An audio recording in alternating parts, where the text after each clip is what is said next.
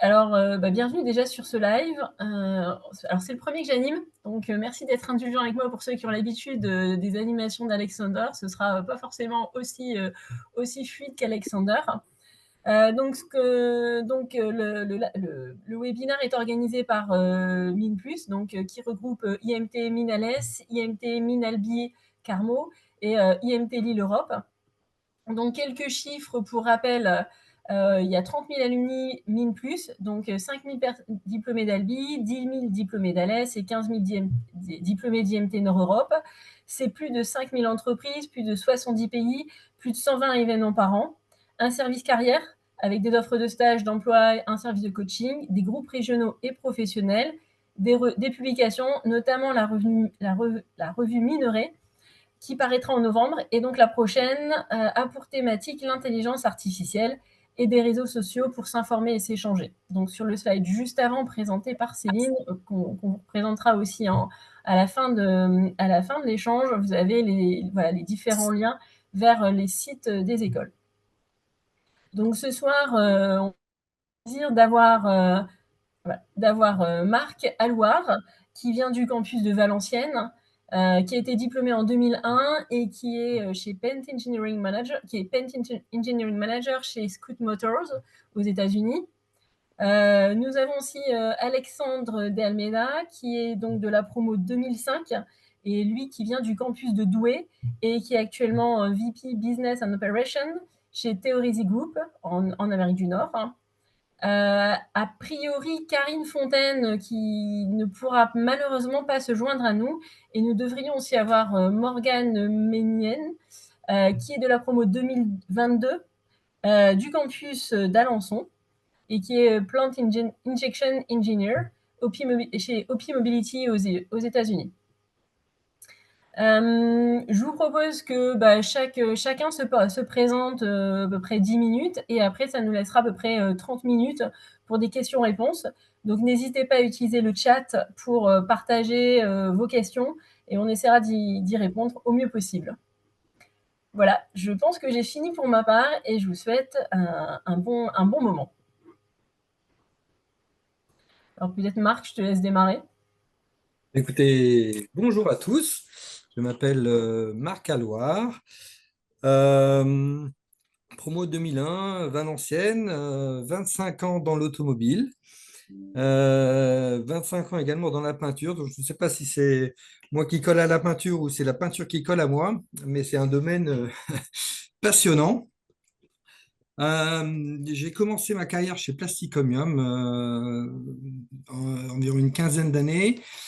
Pendant une quinzaine d'années, puis évolué chez Forestia, 5 ans, Renault, 5 ans également, et puis depuis maintenant une année chez Scout Motors, donc en Caroline du Sud. Ma carrière essentiellement à l'international, 3 ans en Allemagne, 5 ans en Chine, 3 ans au Brésil. Et puis maintenant, depuis 3 ans aux États-Unis. Euh,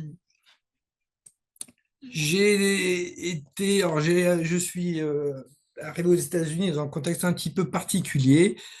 C'était suite à en fait, ça faisait environ quelques années que OP Mobility avait démarré une usine aux États-Unis et une usine en grande difficulté avec qui perdait beaucoup d'argent, qui faisait des incomplets chez le client BMW. Donc, on m'a demandé de venir épauler le management et remettre en place de la rigueur, remettre en place des méthodes, mettre un petit peu d'ordre et surtout donner confiance aux ensembles des équipes peinture. L'usine, c'était environ un peu plus de 200 personnes sur la partie peinture, 2 chaînes de peinture. Donc, je suis resté donc 2 ans sur le site de Plastic Omnium. Le travail avec les Américains, en termes de management, moi, j'ai trouvé relativement facile. Au niveau, les Américains, ils aiment beaucoup le go vers un objectif, je dirais. On est tous, on a tous un objectif commun, donc ils aiment bien quand on leur donne des objectifs clairs, et ça c'est assez plaisant. Également, après c'est plus par rapport à la France, il y a pas de syndicat, ou tout du moins pas très marqué, donc bon, ça c'est une spécificité sur la partie américaine.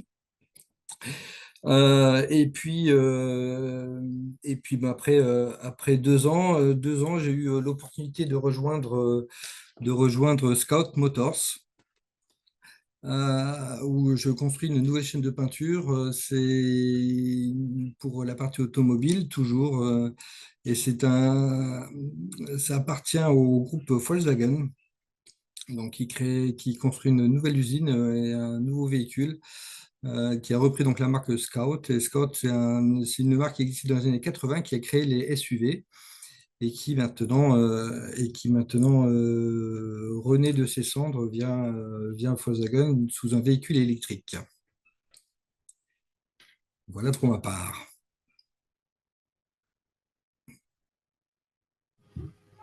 Merci. Bah, je propose qu'on enchaîne Et peut-être. par rapport aux personnes qui sont là, et aux élèves, surtout parce qu'on a pas mal d'élèves, qu'est-ce que tu peux dire par rapport à ton expérience à l'international? Alors, l'expérience à l'international, eh ben, surtout sur la partie ouverture d'esprit. Ouverture aux autres, et découverte d'une nouvelle culture. Alors, j'ai eu la chance de faire la Chine, le Brésil, les États-Unis. C'est complètement différent, mais c'est vraiment il faut être prêt à s'ouvrir aux autres, à, à partager, apprendre la langue aussi, ça c'est important, pour pouvoir bien s'intégrer. Et c'est là toute la difficulté d'une expérience à l'international réussie, c'est l'intégration, et surtout ben, s'intéresser aux autres, et ne pas rester dans son coin en tant que Français. C'est vraiment de partager tout ce que l'on sait, de partager son savoir également, parce qu'on vient toujours, pour une entreprise, on vient avec un certain savoir, et ce savoir-là, il faut le partager, il y a vraiment une attente des locaux, si on peut dire, par rapport à cette expérience. Et par rapport à quelqu'un, un Français, tu dirais qu'est-ce qui est le plus compliqué pour un Français? Quel est le choc culturel le plus compliqué que tu as pu rencontrer dans tes expériences? Euh, le choc, bah, je dirais, enfin, le plus difficile, enfin, pour moi, il n'y a pas, les Français sont bien vus que ce soit en Chine en Chine, au Brésil ou aux États-Unis. On est relativement bien vu, bien accepté. J'ai pas ressenti de grandes difficultés. Moi, ça s'est toujours très bien passé. Après, la culture, ce qu'il faut savoir, c'est que, surtout sur la partie États-Unis, la relation par rapport au travail est un peu particulière, dans le sens où il y a beaucoup de turnover. Je m'explique. Les Américains bougent beaucoup, et pour eux, quitter son entreprise ou rester 1 an, 2 ans, ça leur pose aucun problème, et c'est dans la culture. Donc, moi je vois beaucoup de CV où on a une personne d'une quarantaine d'années qui a déjà fait entre 10 ou 12 entreprises. Et Et eux, ils aiment bien bouger, apprendre beaucoup de choses et que ben, si ça leur plaît pas ou si ou si l'entreprise ne fit pas, ils n'hésitent absolument pas à changer. Et la réglementation, elle est relativement, on va dire, ouverte dans le sens où l'entreprise peut se séparer euh, de son, de son ingénieur du jour au lendemain et c'est valable dans les deux sens. Donc, du jour au lendemain, l'ingénieur peut partir ou la personne peut partir, laisser son ordinateur et dire bye. Alors ça peut être parfois pour un Français un peu particulier, mais c'est vraiment la spécificité américaine. Alors, je me permets, il y a quelques questions qui s'adressent à toi, Marc, mais je pense que ça sera valable aussi pour Alexandre.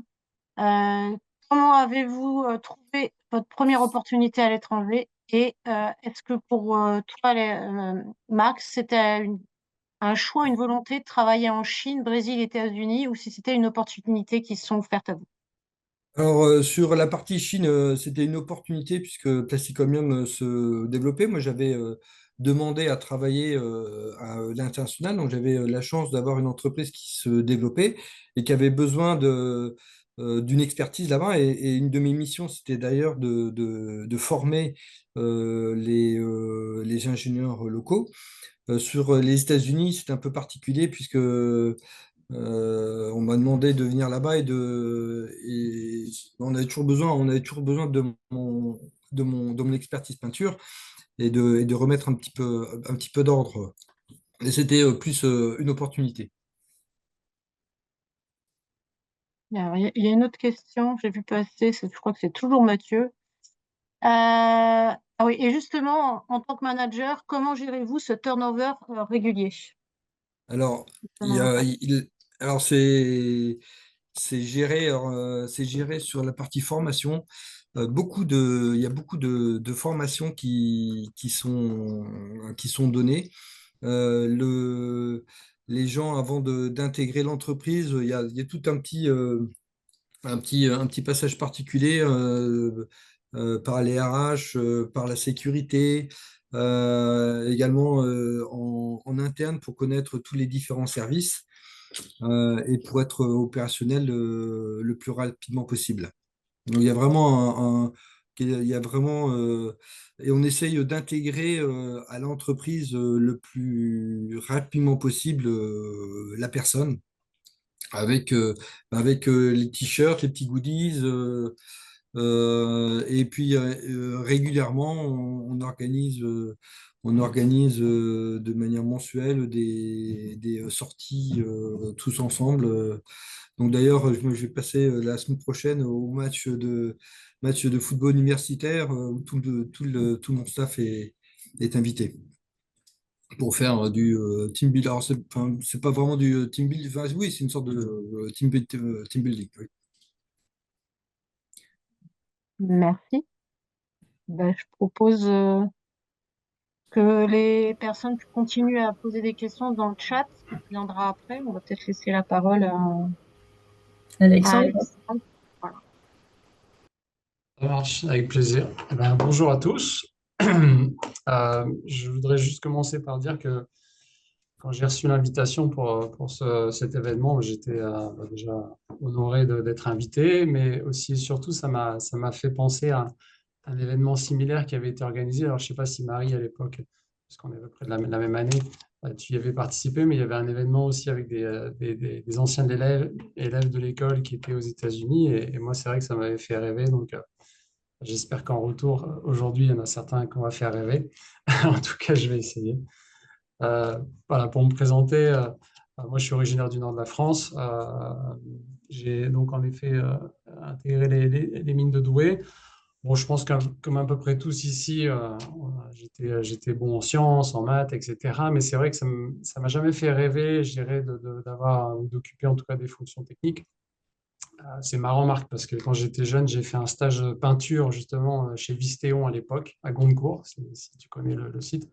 Oui, oui, je connais très bien. Ah, j'étais expert peinture stagiaire, j'avais adoré. C'était top, mais je pense que à titre personnel, j'avais des ambitions qui étaient un peu différentes. Voilà, je pense qu'on est tous différents, mais en tout cas, moi, je rêvais des choses en grand à tout niveau.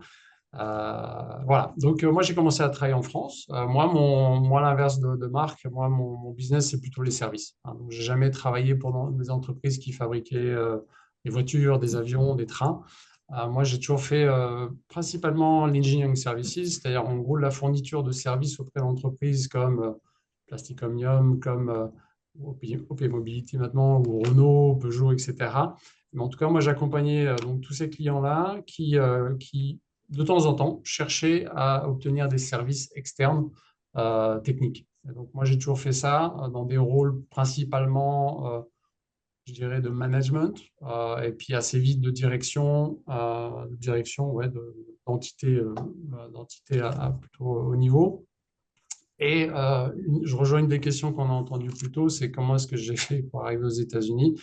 Eh ben, j'avais la chance de travailler en effet comme marque pour une entreprise qui se développait à l'étranger et qui m'a à un moment sollicité parce que je pense qu'ils avaient une bonne estime du travail que je faisais à l'époque et ils m'ont proposé de prendre le poste. Voilà. Donc, je pense qu'un conseil pour tous les gens qui se disent, tiens, comment est-ce qu'on fait pour arriver aux États-Unis? Ben, il est clair qu'un bon moyen de le faire, c'est de bénéficier de l'expansion internationale d'une entreprise française, en tout cas implantée en France, pour laquelle vous allez travailler au départ, et qui va vous dire un jour, tiens, j'ai des opportunités à l'étranger, est-ce que ça t'intéresse? Je pense que c'est quand même un axe intéressant. Je pense que solliciter des entreprises à l'étranger directement, c'est possible, mais c'est peut-être un peu plus compliqué que ce qu'on le croit. Donc moi, dans mon métier, et je pense que c'est un point intéressant pour aujourd'hui, j'ai fait beaucoup de recrutement. Moi, quand je suis arrivé aux États-Unis il y a environ 11 ans, j'ai recruté énormément de personnes, j'ai recruté énormément de Français. J'ai d'ailleurs eu beaucoup d'échanges avec des ingénieurs qui m'ont sollicité en me disant, Alexandre, je rêve de venir aux États-Unis, est-ce que tu peux me recruter? J'en ai recruté certains d'ailleurs. Quand j'étais en France, je faisais déjà beaucoup de recrutement de toute façon, parce que les sociétés d'engineering, de façon générale, recrutent énormément d'ingénieurs. Et on a la chance, quand on est dans des rôles de manager, directeur, de pouvoir voilà, pousser des CV plus vite que d'autres. Donc, c'est ce que j'ai fait. Donc, voilà, s'il y a des questions, en tout cas, je peux rejoindre des questions qui ont été posées un peu plus tôt et Marc a déjà répondu, mais il est clair que voilà, le travail et le recrutement aux États-Unis, il est totalement différent que celui qu'on peut imaginer en France. Donc, un conseil à tous ceux qui nous écoutent et qui se disent, tiens, un jour, moi, je voudrais travailler à l'étranger, il est clair que l'approche à avoir, elle est totalement différente. Donc, il y a beaucoup de choses dont on peut parler. Moi, juste pour finir sur ma présentation personnelle, moi, je viens d'une famille, moi, je suis né en France, mais je viens d'une famille portugaise. Donc, c'est vrai que moi, ce qui m'a poussé, ça a toujours été cette double culture et langue étrangère. Donc, moi, j'ai toujours parlé au moins deux langues. L'anglais, pour moi, c'était une langue qui était facile. Ça ne me posait aucun problème de switcher voilà, de l'une à l'autre, etc. Et donc, j'ai toujours eu cette volonté, mais c'est vrai que j'étais, au moment où j'ai bougé vers les US, voilà, j'étais dans une vie qui était très établie. Voilà, j'étais marié, j'avais déjà des enfants et tout allait très bien pour moi. Mais voilà, mais c'est vrai que ce petit truc en plus de dire tiens, on part à l'étranger et puis on retente une aventure différente. Voilà, c'est ce qui m'a toujours en tout cas poussé et qui m'a poussé dans cette direction-là. J'ajoute juste que pour ceux qui souhaitent partir aussi à l'étranger, il y a le VIE qui est un très très bon moyen. Donc vous pouvez y aller jusqu'à 28 ans, donc c'est assez intéressant pour les étudiants. Je me permets juste d'intervenir. Ouais, c'est vrai. Euh, Alors il y a une question sur le chat aussi qui est arrivée pour c'est oula. Quelles sont les différences dans la gestion de crise et la résolution de problèmes par rapport à la France? Alors, je pense que Marc est mieux placé que moi pour répondre, mais moi, en tout cas, moi, vu de ma fenêtre, je dirais que les Américains sont très pragmatiques. Je dirais de façon générale, ils sont, allez, sans être méchants, mais un peu moins intellectuels que le français classique. Ils ne vont pas chercher à faire des courbes, des analyses, etc., etc. Et on dit, bon, c'est quoi le problème et comment est-ce qu'on peut le résoudre le plus vite possible? Oui, c'est Moi, c'est ce exactement que ça. j'ai. Ouais, c'est exactement ça. Hein. C'est sur le terrain, c'est pas des heures des heures en réunion, c'est sur le terrain, on regarde et puis on décide et puis bah, si ça marche pas, ben, on recommence. Je pense que je voulais dire ça quand je t'écoutais, Marc, tout à l'heure, mais je ne voulais pas me permettre de t'interrompre. Je pense qu'en fait, culturellement, on est très différent des Américains. Mm. On pense, en tant que Français, qu'on est assez proche, parce que je dirais que physiquement, globalement, on se ressemble, et qu'en plus de ça, je pense qu'on est bombardé au quotidien de séries à la télé, d'informations à propos des États-Unis, notamment en ce moment, je pense. Donc, on a ce sentiment d'être proche. Voilà. Mais en fait, quand on arrive ici, on se rend compte qu'on est vraiment deux pays différents, deux cultures très différentes. Et donc, on va dire dramatiquement des gens très différents, avec voilà, des éducations qui sont très différentes, des approches qui sont très différentes. Donc, beaucoup de choses sont très surprenantes quand on vit ici, et notamment dans le monde du travail. Alors, il y a encore une question pour vous sur le recrutement, ça intéresse beaucoup de gens. Est-ce qu'il est vrai que le meilleur moyen de se faire recruter aux USA est de contacter directement les personnes plutôt que de postuler sur des annonces en ligne comme il est de coutume en France? Alors moi, je voudrais quand même adresser un point très important pour n'importe qui est en France, de nationalité française, venir travailler aux États-Unis. Évidemment, il faut passer par la case visa. Donc c'est un domaine que je connais assez bien puisque j'ai pratiqué ça depuis pas mal d'années maintenant. Donc c'est clair que c'est le premier point. Donc pour répondre directement à la question, c'est peut-être pas faux. C'est-à-dire que si vous êtes aux États-Unis installé avec un visa en poche ou une carte verte ou même voilà, si vous êtes à la nationalité américaine, en effet, il est peut-être pas idiot de contacter directement le manager. Par exemple, si vous voulez faire de la peinture, je pense que vous pouvez contacter Marc directement. Et je pense que Marc, il est en position de dire d'aller voir ses collègues aux ressources humaines et puis de dire voilà, c'est la personne que je vais embaucher. Je pense que globalement, c'est possible. Mais il est clair qu'à peu près 99% des gens qui sont en France, il y a une difficulté qui s'appelle le visa euh, et qu'il faut, voilà, comment dire en français, pour lequel il faut trouver une solution. Donc, pour faire simple, je dirais que si vraiment vous avez envie de venir aux États-Unis, le conseil que je vous donne, c'est il y a une loterie annuelle de Green Card.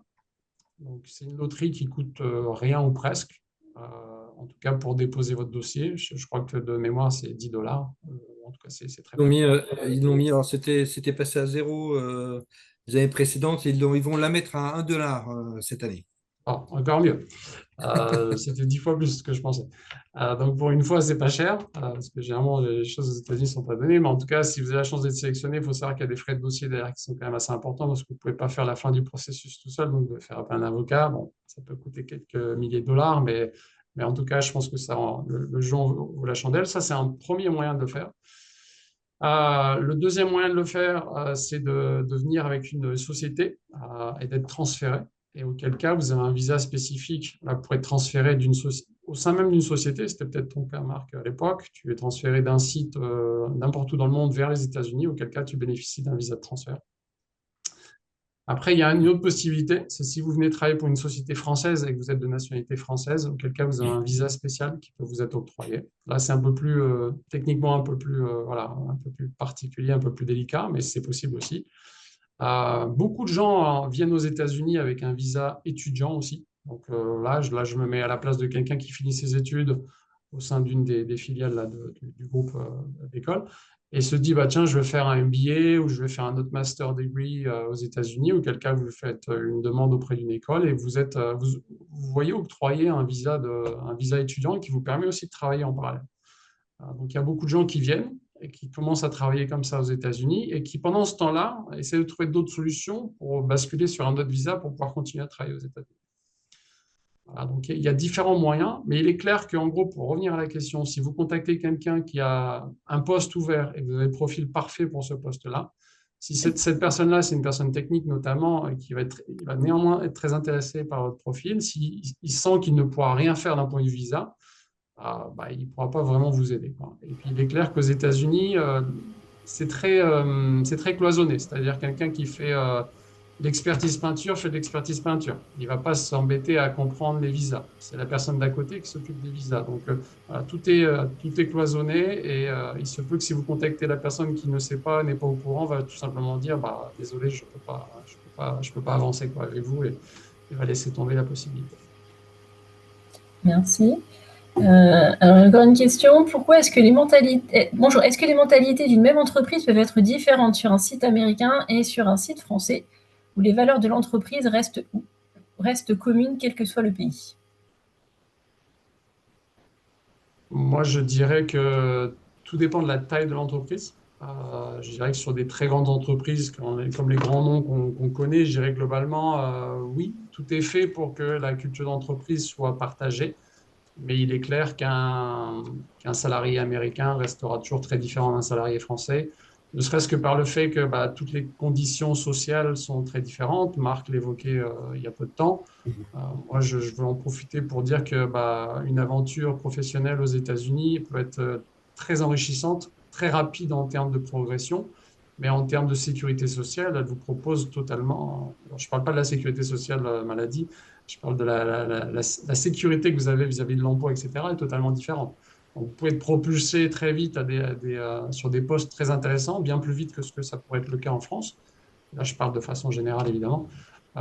Mais très vite, vous pourriez vous trouver dans une situation où l'entreprise connaît une difficulté et tout simplement vous dit, bah voilà, Pierre, Paul, Jacques, je te remercie, mais à la fin de la journée, j'aurai plus besoin de tes services, donc ton contrat s'arrête ce soir. Ça peut être très brutal, très choquant. C'est à peu près ce qu'on voit dans les films. Et ce qu'on voit dans les films, c'est bien souvent vrai aux États-Unis, donc c'est pas l'exception. Merci. Une toute dernière question avant qu'on passe la parole à Morgane. Est-ce que le processus de recrutement est identique à la France en termes d'entretien et de sélection du candidat?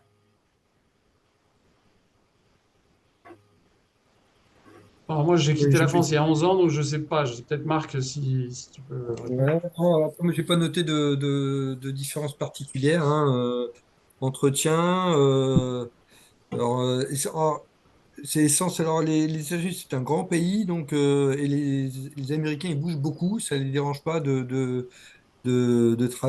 sur la côte est, d'aller travailler sur la côte ouest, et puis vice-versa, nord-sud, ça ne les dérange absolument pas. Donc, généralement, c'est entretien Teams ou Zoom.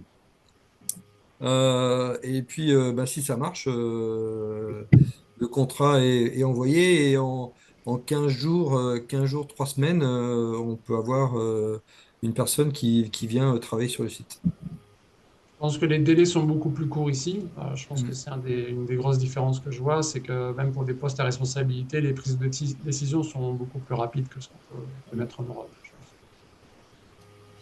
Merci. Alors, je propose que Morgane, tu te présentes aussi et continue à poser vos questions dans le chat. Comme ça, on pourra, après la présentation de Morgane, les balayer une à une et continuer la discussion avec Morgane. Merci Marie. Bon, bonjour, moi c'est Morgane Maignan. Donc, je suis actuellement en contrat local chez OP Mobility. Bon, j'ai eu l'occasion de croiser Marc, d'ailleurs. Hi Marc. Donc, je suis ingénieure injection. Donc, je bosse surtout sur des projets industrialisation, donc ramener des nouveaux équipements en injection. Donc, je bosse avec un peu tout le monde en fait. Je bosse avec projet, avec surtout côté fournisseur et côté usine après pour l'implémentation en fait de cet équipement et mise en route. Donc, comment je suis arrivée aux États-Unis? Donc, comme Marie l'a présenté, moi je suis arrivée en VIE directement après les études. Donc, juste pour vous parler un peu de mon parcours, pour que vous compreniez comment j'en suis arrivée là, je suis normande, j'ai fait un DUT mesures physiques en Normandie. Ensuite, je suis allée à l'école en Normandie, à l'ISPA. Donc, c'est un diplôme qui est donné par l'IMT Nord Europe, mais vous connaissez, enfin, je ne sais pas s'il y a des membres de l'ISPA actuellement, ici. Si vous pouvez lever la main, des petites réactions. Personne de l'ISPA? Il y en avait d'inscrits en tout cas. Ok. Vous pouvez mettre une réaction, un petit cœur, juste pour savoir. Ok, bon, bref. Donc, bac en 2022. Donc, j'ai commencé à m'inscrire sur la plateforme de VIE en octobre, donc sur la 3e année de mon école. Donc, sans vraiment trop d'espoir en fait, mais c'est juste, ça a toujours été un rêve pour moi. Mais vraiment, je pensais pas que ça serait possible d'atteindre ce rêve. Et je me suis dit, bon, ça a l'air sympa. Moi, mon rêve, ça serait quand même d'aller aux États-Unis, mais bon, si je trouve déjà quelque chose qui me plaît, une offre sur le site de VIE, ça serait déjà bien. Et je me rappelle même c'était la dernière année de mon VIE, c'était début de l'année, en janvier. J'étais vraiment déprimée. J'avais pas vu d'offre qui m'intéressait. Je me dis, qu'est-ce que je fais? Est-ce que je reste en Normandie? Parce que j'étais en apprentissage dans une entreprise en Normandie. Est-ce que je reste ici? Qu'est-ce que je vais faire après l'école? Moi, je suis sûre qu'il y en a nombre, il y a une bonne partie d'entre vous peut-être qui se posent qui ont les mêmes incertitudes. Et vous inquiétez pas, en fait, au final, souvent on surestime ce qu'on peut faire en une semaine, mais on sous-estime totalement ce qu'on peut faire en plusieurs mois. Et au final, c'est au mois d'avril, j'ai vu sur la plateforme Business France. Donc, je ne sais plus si ça s'appelle Business France maintenant ou si ça a changé, mais c'est pour la plateforme de VIE. Donc, moi, j'ai trouvé l'offre directement dedans. Donc, j'ai apply. Et j'ai trouvé le nom de la responsable des ressources humaines. Et je l'ai trouvé sur LinkedIn. Et je lui ai envoyé un message disant oui, est-ce que vous avez bien reçu ma candidature? Je suis très intéressée. Parce que juste un conseil pour un VIE, moi je trouve que c'est une superbe opportunité et c'est grâce au VIE que je me trouve ici actuellement. C'est juste en revanche, c'est important de vous assurer que le VIE que vous allez faire, c'est pour quelque chose, des missions qui vont vous plaire et à un endroit qui va vous plaire parce que vous pouvez en faire qu'un seul dans votre vie, un VIE. Donc c'est vraiment important. Bien sûr, ce qu'il y a dans l'offre et après quand vous faites les étapes de recrutement. Vous pouvez pas savoir tous les détails de comment ça va se passer votre VIE, mais déjà vous allez savoir, vous allez pouvoir parler à votre futur chef potentiellement et poser des questions. Ok, est-ce que je vais vraiment être challengée? Parce que j'ai d'autres personnes que je connais qui ont commencé un VIE et au final ils ont arrêté parce que c'était pas du tout, ça correspondait pas du tout à leurs attentes. Donc vraiment posez-vous ces questions-là et essayez de trouver. Soyez patient, faut juste regarder sur la plateforme et aussi essayer de faire contacter, trouver des contacts, même parmi vos entreprises, parmi vos connaissances, pour postuler. Et par rapport à une question qui avait été posée sur le recrutement, je connais pas l'expérience des autres, mais moi je sais que, par exemple en Caroline du Sud, à Greer, il y a énormément de VIE de différentes entreprises, Opi Mobility, Stobly, pas Michelin, c'est des expats, mais on peut faire des internships aussi chez Michelin, Bostik. Il y a énormément d'entreprises et souvent, les recruteurs, ce sont des Français. Enfin, moi, c'est ce que j'ai pu identifier, c'est que souvent, au final, les Français qui ont fait des VIE eux-mêmes connaissent ce process et justement, dans les entreprises françaises qui ont des filiales à l'étranger, ils vont vouloir accueillir des Français.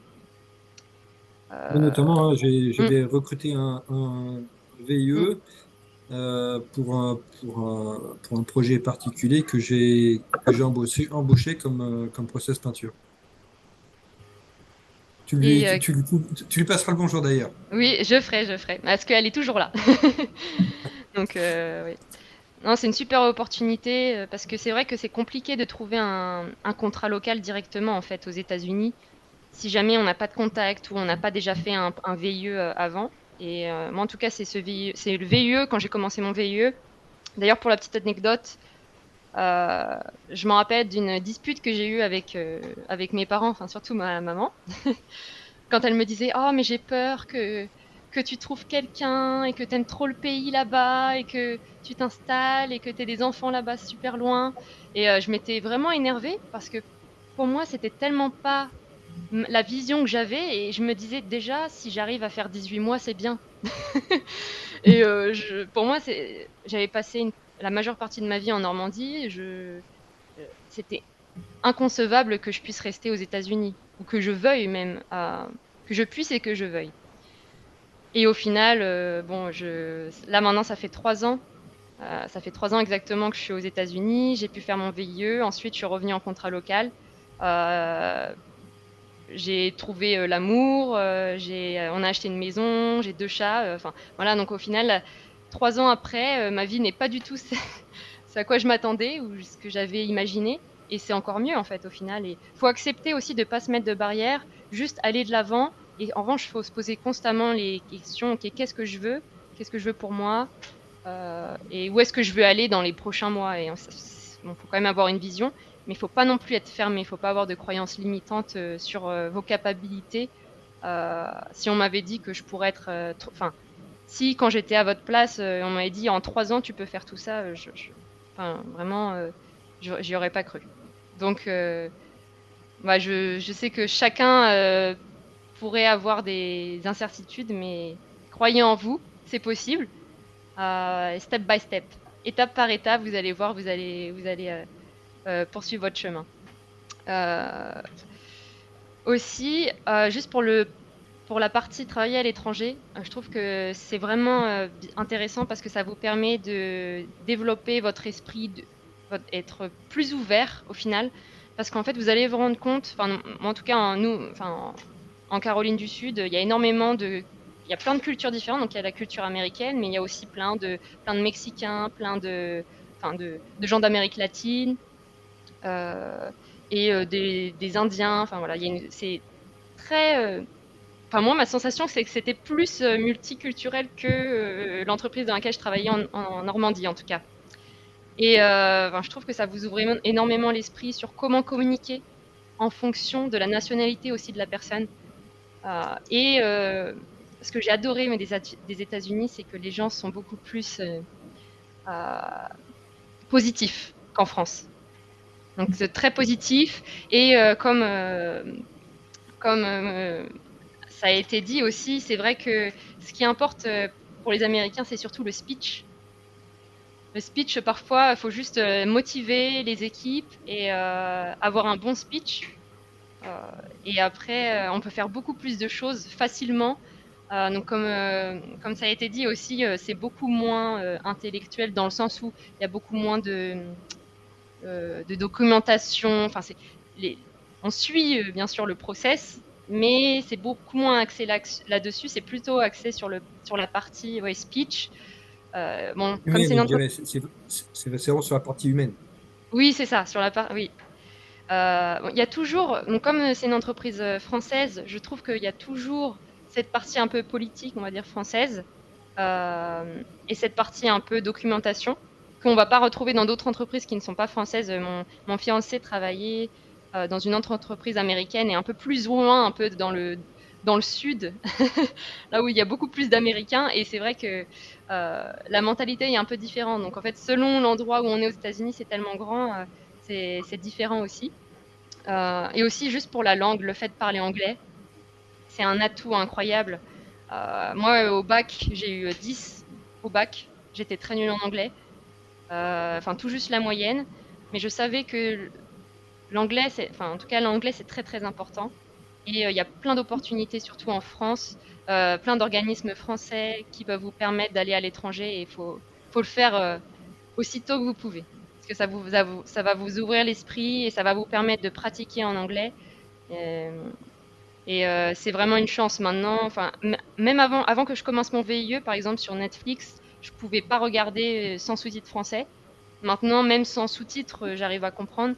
Enfin, et en fait, ça évolue. Je dirais qu'au bout, on prend 6 mois peut-être à vraiment bien se faire à la langue, à l'accent. Mais c'est vraiment un plus après pour, même si jamais un jour on voudrait retourner en France. Ce serait vraiment un plus d'avoir eu une expérience à l'international. Donc même pour ceux qui voudraient pas forcément emménager définitivement aux États-Unis, c'est quand même un plus après pour votre carrière quand vous allez retourner en France. Potentiellement meilleur salaire et meilleure aussi communication avec les personnes, parce que vous saurez mieux interagir avec différentes personnes, différentes cultures, donc c'est vraiment un plus. Euh, Après, bon, j'avais plusieurs points dont je voulais parler, mais je vais peut-être parler d'un point, ce serait aussi le syndrome de l'imposteur. Si je veux terminer, pas prendre trop de temps. Euh, Il y a plein de choses qui vont arriver dans votre vie. Enfin, moi, pour prendre mon exemple, oui, au départ, on a vraiment le syndrome de l'imposteur. Quand on arrive là-bas, on se dit pourquoi moi? Euh, pour donner un exemple, quand je suis arrivée en VIE, 6 mois après, mon chef américain a démissionné. Et donc, je me suis retrouvée, on m'a dit, ah bah Morgane, donc les machines qu'il faut aller accepter au Mexique, tu vas y aller? J'ai fait, oh yeah, ouais. Ah, mais au fond de moi, j'avais très peur. Et je me disais, mince, comment je vais réussir Je viens à peine d'arriver, ça fait juste 6 mois que j'arrive dans l'automobile, je connais pas bien encore, déjà en termes de connaissances, d'expérience, j'en ai pas beaucoup. J'étais tout juste diplômée en septembre. Donc voilà, on était que janvier de l'année d'après. Mince, pourquoi moi? En plus, aller au Mexique, je parle pas un mot d'espagnol. Euh, donc il y a des choses comme ça qui arrivent dans la vie et on se dit, mince, est-ce que je suis vraiment capable? Et en fait, c'est une force et c'est toujours, comment dire, au final, on peut pas devenir, on peut pas être quelque chose, enfin, on peut pas devenir quelque chose ou quelqu'un sans l'être. C'est comme un manager, au final. Vous n'allez pas savoir être un manager sans être un manager. Vous devez commencer à être un manager et après, vous allez apprendre à être un manager et apprendre à vous améliorer au fur et à mesure du temps. Et aussi, le fait d'être jeune, notre force, c'est la curiosité. Et on est la gestion du stress et on sait qu'on ne peut pas tout savoir. Donc oui, il y a la peur de l'erreur, il y a la peur de l'échec, mais c'est important de savoir que, OK, quel document je peux utiliser pour réussir à faire la validation de cette machine? Ok, quels sont les mots à connaître en espagnol juste pour que les gens, pour être poli. Enfin, ouais. En fait, il y a juste les bases, il faut revenir sur les bases et après, en fait, on s'en sort. On ne se rend pas compte à quel point on est capable euh, de se débrouiller dans des situations euh, qui nous paraissent inconfortables. Donc c'est juste un petit exemple, c'est vraiment ce... Enfin, oui, vas-y Marc. Je dirais ce que tu parlais, en fait, je vais juste mettre un mot, Mm. c'est la résilience. Oui, c'est C'est, ça. on est confronté à des difficultés, mais la curiosité, l'ouverture d'esprit, également l'attitude positive. L'attitude positive pour le fait, on a des difficultés, on veut s'en sortir, on a une attitude positive, on essaie de chercher des solutions, et Mm, ça aide énormément. mm. Merci beaucoup Morgane, c'est super inspirant ce que tu racontes. Je propose de faire un petit break pour prendre les quelques questions qui sont arrivées sur le chat depuis. Donc il y en a une première, alors elle était plutôt peut-être un peu technique sur la partie procédure administrative. J'aimerais savoir les procédures pour faire un stage de 2 mois aux USA quand on est déjà en possession d'un visa B1, B2. Je ne sais pas si l'un de vous est capable de répondre. Oui, bah, je dirais que si la personne a un visa B1, B2, bah oui, en effet, c'est un très bon début. Donc je suppose un visa valide, hein, bien sûr. Donc après, il n'y a plus qu'à trouver. Après, 2 mois, c'est court. Donc je dirais déjà, il faut trouver une entreprise qui est prête à vous accueillir pour 2 mois seulement. Donc c'est-à-dire 2 mois, c'est court, quoi, le temps qu'on arrive, qu'on comprenne quelque chose et on est reparti 2 mois après. Et après, d'un point de vue personnel, venir 2 mois aux États-Unis, ouais, je, je me place vraiment du côté du stagiaire dans ce cas-là, et je me dis, ça va pas être simple, parce il faut se loger, il faut avoir une voiture aux États-Unis, à peu près n'importe où, sauf dans les grandes villes. Donc je pense que c'est un peu challenging, enfin, si je peux résumer comme ça. C'est vrai, on en a pas parlé, mais il faut avoir le permis de conduire aux États-Unis. Si on n'a pas le permis de conduire, c'est très compliqué. C'est mieux. Sinon, il faut être à New York, dans une très très grande ville, Oui, j'imagine. dans une très grande ville, une très grande ville. Alors après, je pense que ça, c'est une question pour toi, Morgane. Comment pouvez-vous rester aux États-Unis en contrat local après un VIE, administrativement parlant? D'accord. Donc à l'époque, enfin à mon époque, donc c'était il y a pas très longtemps, mais il y avait une règle. Donc pour être VIE, on fait une demande de visa J1. Et normalement, donc après 18 mois, quand le contrat se termine, on a 30 jours pour rester aux États-Unis, mais après, il faut qu'on parte. Donc moi, à mon époque, donc quand on fait la demande de VIE, après, euh, c'est très clair, on peut savoir combien de jours on va pouvoir rester et combien de temps on doit attendre pour être réembauché. Donc moi, à mon époque, il fallait que je sois hors US après mon VIE pendant 90 jours minimum pour être réembauché aux États-Unis. Donc maintenant, ça a changé. Donc moi, juste ce qu'on avait fait, c'est que du coup, j'étais partie, ils avaient étendu mon VIE, mais dans un autre pays, pour que je puisse revenir après directement en contrat local. Donc c'est OP Mobility qui avait géré tout ça. Ensuite, maintenant, il n'y a plus de règle de 90 jours. Donc même si vous êtes en contrat J1, vous pouvez, et que l'entreprise souhaite cette même entreprise ou une autre entreprise souhaite vous embaucher en contrat local, vous pourrez demander un visa E2, donc spécialiste. Et donc, en revanche, il faut contacter des avocats. Donc, selon l'entreprise peut se charger de tout ce qui est administratif. Après, je connais, par exemple, il y a un autre VIE de chez Stobli, lui, qui a dû un peu faire ça tout seul. Il était en VIE, cependant, il avait pour lui, sa règle, c'était 1 an hors des États-Unis. Donc, il faut bien faire attention quand vous commencez votre visa. Faut bien, vous pouvez d'abord directement demander, OK, si jamais je veux retourner aux États-Unis en contrat local, sur mon contrat, sur mon visa, combien de temps j'ai? Mais au final, il avait embauché des avocats pour réussir à revenir avant. Donc, ça sera en fonction de la loi du moment, on va dire, et de votre sponsor, parce que votre entreprise devra prendre un sponsor. Moi, c'était la FACC. FACC. Et donc, c'est eux qui avaient fait la demande de visa. J'avais fait une réunion. Donc, c'était juste tout ça, c'était après avoir fait la promesse d'embauche avec PO, avec OP Mobility pour le VIE. Ils m'avaient orienté vers un sponsor. Et après, on fait tout le travail pour le visa avec ce sponsor. Ensuite, vous avez un rendez-vous à l'ambassade à Paris. Et après ça, on vous délivre votre visa et vous pouvez aller aux États-Unis.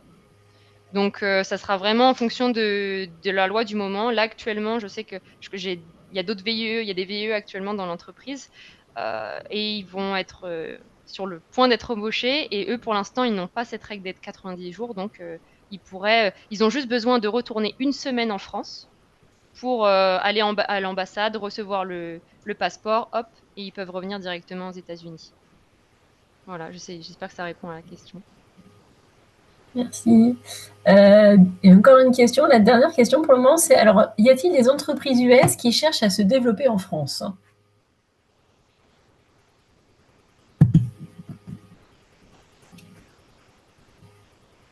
Moi, je dirais que oui, il y en a plein. Après, elles le font d'une façon plus ou moins différente en fonction des sociétés, si elles sont grandes, si c'est des startups, etc.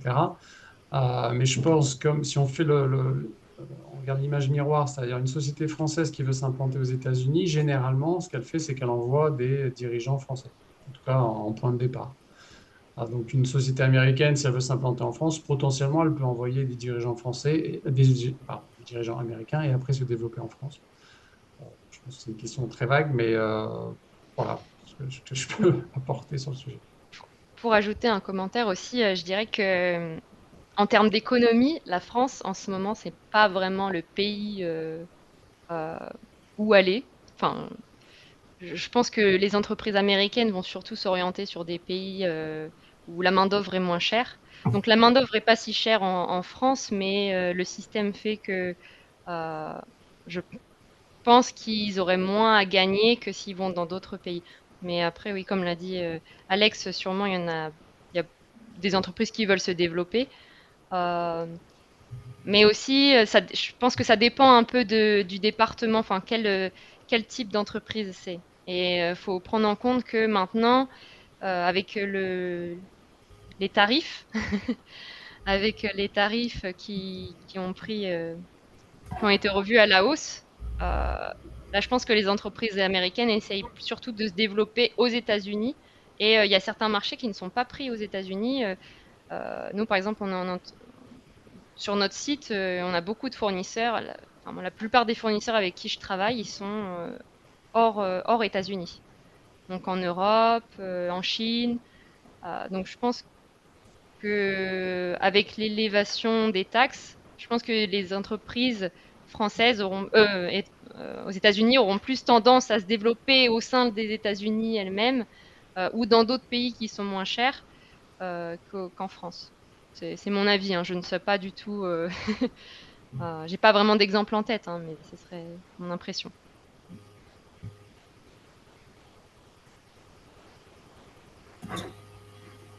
Une question encore?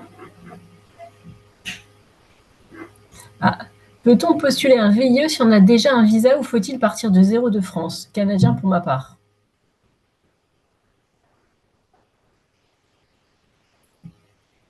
Je ne saurais pas répondre à cette question comme j'ai pas été dans ce cas-là.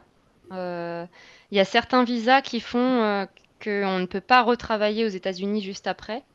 Donc, il faudrait se renseigner vraiment en fonction du visa et demander peut-être un avocat sur ce point-là ou à votre sponsor.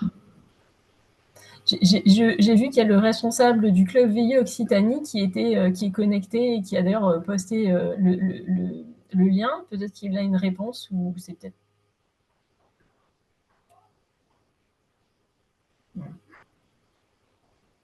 A priori.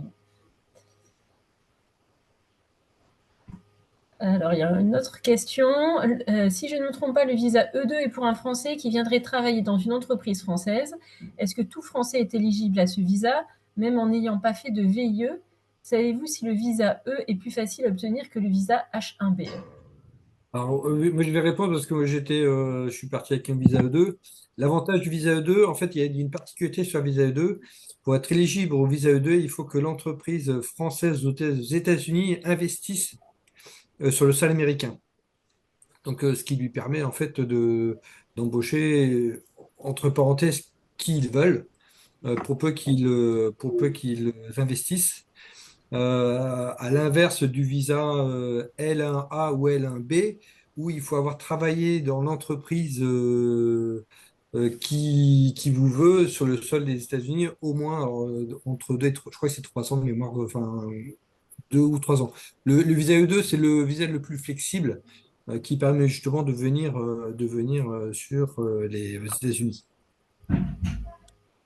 Peut-être en complément, en effet, j'aurais juste confirmé que le visa E2, en effet, est accessible que à des personnes de nationalité française. Oui. Et les entreprises qui peuvent utiliser ce visa-là, ça ne peut être que des entreprises françaises, en effet, qui ont investi aux États-Unis. La personne dans le chat, Marie, demandait si c'était plus simple que le H1B. Alors, il faut savoir que le H1B, dernièrement, il y a eu une annonce qui a été faite fracassante de l'administration Trump et le visa H1B va coûter une fortune maintenant. Donc, il y a, je dirais, en tout cas dans le domaine de l'automobile, par exemple, plus aucune entreprise qui va être prête à payer le prix d'un visa H1B. Donc, c'est une catastrophe pour beaucoup de gens parce que c'est un visa qui permet de, voilà, pour beaucoup pour une partie des étudiants notamment, ou en tout cas des ingénieurs, d'utiliser ce visa-là, mais il va être clairement impossible à utiliser pour un certain nombre d'entreprises. Donc pour un Français qui veut travailler pour une société française, le visa E2, ça sera clairement le visa le plus simple, qui coûte quasiment rien, juste les frais de visa à l'ambassade, etc. Et un H1B le prix d'un H1B a été augmenté à 100 000 $. C'est sûr, ouais. Une question en plus, est-ce que l'un de vous souhaite la nationalité US? Alors moi, j'ai la nationalité US depuis quelques années. Bon, il y a du pour et du contre, mais moi, personnellement, c'était pas forcément un souhait. J'avais déjà plusieurs nationalités, donc j'en ai ajouté une à ma collection. Mais c'était plutôt une raison liée à la retraite, parce que là, quand on reste un certain nombre d'années, donc je pense que parmi Marc et Morgane, je suis le plus avancé de ce point de vue-là, mais une fois qu'on a passé 5, 10 ans aux États-Unis, on arrive à accéder à des droits en retraite qu'on peut potentiellement perdre si on n'est pas américain. Donc c'est la raison pour laquelle je l'ai fait. C'est vrai, en fait, faut être resté 10 ans sur le sol américain pour pouvoir prétendre à la retraite. Et c'est vrai que la retraite américaine, elle est assez intéressante, en fait, puisque il y a la retraite, on va dire, sociale, et il y a ce qu'ils appellent, c'est le 401k, où en fait, on vient cotiser du montant qu'on veut, qui vient faire en fait le complément de retraite. Alors, pour ma part, la nation américaine, je dirais dans un premier temps non. Je suis attaché, moi, à ma nationalité française. Par contre, la carte verte, oui, aujourd'hui, je suis sur un autre type de visa. En fait, c'est plus pour la facilité de pouvoir travailler. Et la carte verte, elle est, entre parenthèses, à vie si on reste sur le sol américain. Donc, le plus important, c'est vraiment la carte verte et un peu moins la nationalité américaine, même si après 5 ans de carte verte, on peut demander la nationalité américaine, qui est en fait le moyen le plus simple justement pour obtenir cette nationalité américaine. Et pour ma part, c'est un petit peu, enfin, c'est à peu près pareil. Pour l'instant, je prévois pas de demander la nationalité américaine. Je ne sais pas encore si je voudrais la carte verte. C'est quelque chose que je déciderai, je pense, dans les prochaines années. Je sais pas, enfin mon fiancé est mexicain et pour l'instant on prévoit plus de rentrer peut-être d'aller en France. Euh, mais c'est vrai que je suis pas non plus fermée à l'idée. Je pense qu'au tout début, quand j'ai commencé, j'étais complètement fermée à l'idée. Et au fur et à mesure que le temps passe, c'est vrai que bon, la carte verte, pourquoi pas. Euh, Parce que le visa, c'est bien, mais visa E2, c'est très très bien. Ça nous permet de rester pendant une longue période, mais l'inconvénient, c'est vraiment qu'on est bloqué avec l'entreprise dans laquelle on est.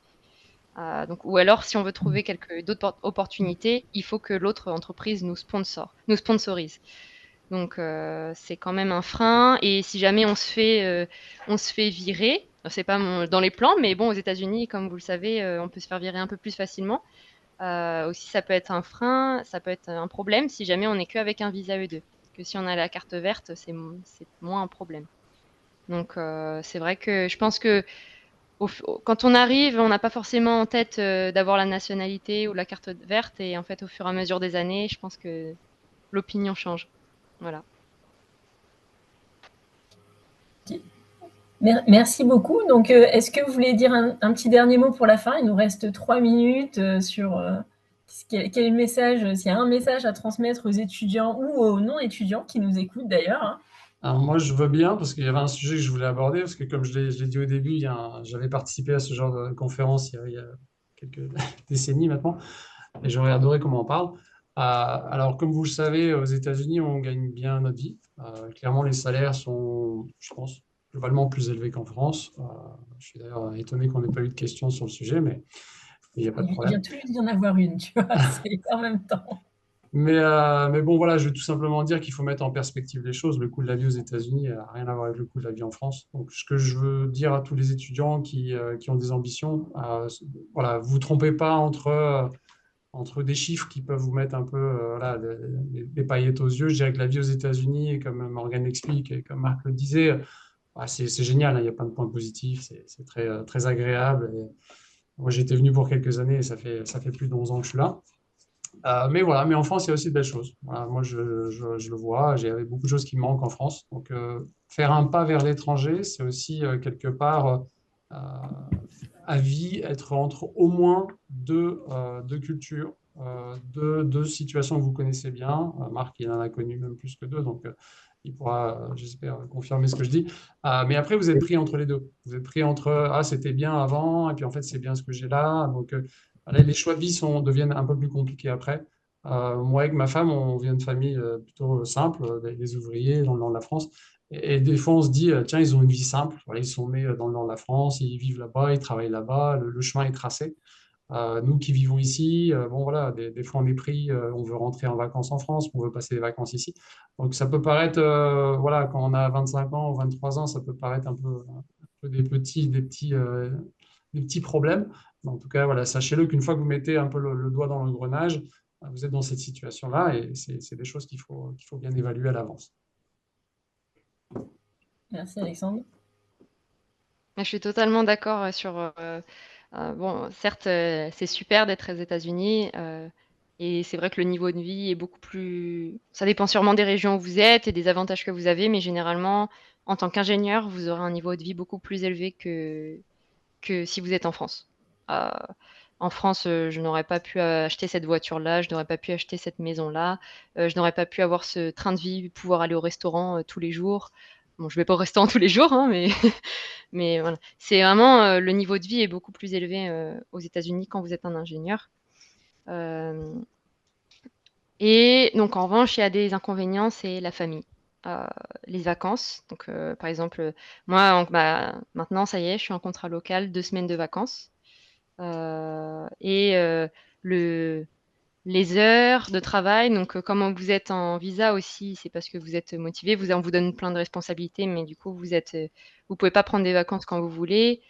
Euh, donc c'est super, mais c'est vrai que la famille, ça manque aussi. Moi, je sais pas si je pourrais rentrer cette année dans ma famille. Donc c'est des choses aussi à prendre, à considérer. Après, c'est vrai que tant qu'on n'a pas encore d'enfants, je pense que c'est moins gênant. Après, le moment où moi, ça sera le temps d'avoir des enfants, je sais que je me poserais des questions sur, OK, peut-être je devrais avoir un poste. Je peux rester aux États-Unis, mais peut-être avec un poste où je peux je peux faire plus de voyages. Je peux travailler en télétravail. Parce que c'est vrai que le télétravail, je pense, ça sauve aussi. Moi, je ne sais pas, Alex ou Marc, si vous faites beaucoup de télétravail, mais je pense que ça a beaucoup d'avantages quand vous avez des enfants, quand vous voulez rentrer en France pour aller voir la famille. Euh, donc, il y a des moyens. C'est super, les États-Unis. Après, il faut être prêt à faire des concessions, à pas tout pouvoir faire l'anniversaire, Pâques, ou toutes les fêtes avec votre famille. Mais vous pouvez aussi créer une famille à l'étranger. Ouais, Voilà. pour ma part, Mot moi, de je la vais être un fin. peu plus global. Je vais être un peu plus global sur la partie internationale. Euh, Après, ça n'engage que moi, mais tant qu'on est jeune, il y a toujours l'adage, le- les voyages forment la jeunesse.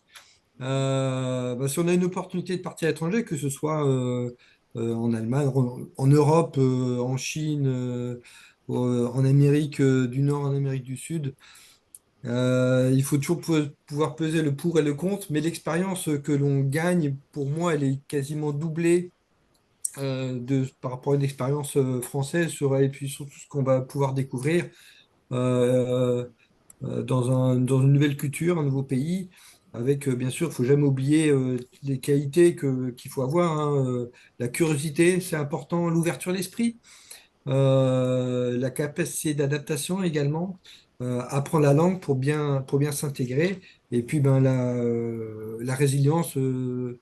On va être confronté à plein de petits soucis liés sur la partie administrative, sur d'autres petites choses de la vie courante, mais il faut toujours avoir la vision un peu plus loin et que cette expérience-là que l'on va pouvoir engranger, elle est commune à aucune autre. Merci beaucoup. Alors, on a dépassé 3 minutes. Je me rends compte, on a beaucoup de choses à dire. Il y a encore des questions qui sont arrivées. Je vous invite aussi, pour ceux qui ont des questions, aussi peut-être de contacter directement Marc, Morgane et Alexandre, peut-être via vos comptes LinkedIn, si ça ne vous dérange pas. Je ne vous ai pas posé la question avant. Absolument pas, n'hésitez surtout pas. Si je Avec plaisir. peux répondre, ça me fera un très grand plaisir. Pareil, Oui, oui, avec plaisir. pareil également. Après, si vous avez des questions, si vous pouvez directement mettre la question dans la demande, si possible.